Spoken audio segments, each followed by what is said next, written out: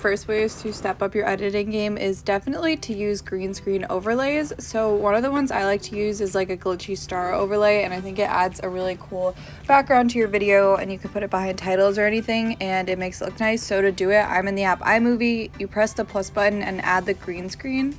And when you're downloading it, there's going to be an option when you click the 3 dots to do it as a green screen, so click that and it will put it as a green screen over your video, and you get the same effect of this cutaway effect, and it adds a lot to your video. Another way to really step up your editing game is to add music in the background. So in order to do this, if you're in iMovie, go to the plus button, and after you've downloaded some sort of music, go ahead and add it. And then what you're going to want to do is click the 3 dots and choose audio only, and it will pop it in right under the video that you have. And another tip for you guys is that when you're putting the audio in, play it back and see how loud it actually is, and play around with it so that the audio that you added as your music isn't as loud as your clip in your video, because then it's just going to sound bad and people aren't going to want to watch it. But when the music is in the background and it's pretty quiet, it sounds a lot better and adds a lot to the video without being too noisy or just unwatchable.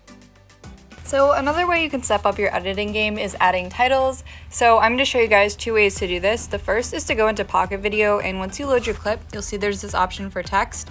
Click on that, click add, and you'll see that there are a ton of different types of banners, animated titles, meme titles, captions, chat bubbles, pretty much whatever you'd want.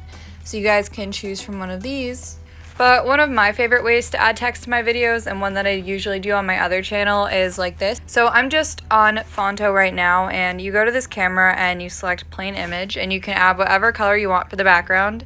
So I'm just gonna go ahead and choose blue, and you can play around with the color a little bit and click apply, and then click that button again and click use.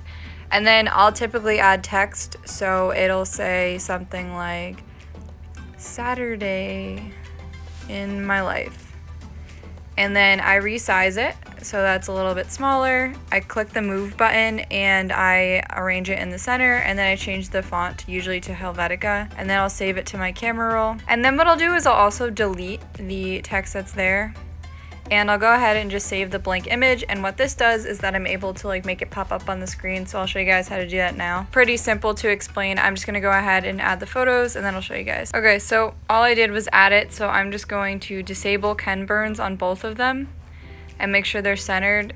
Delete this transition here and here, and then make this short. Once I put the audio underneath it, I'll line up the change from this to this with the audio, so when it plays, it looks like that. It just pops up.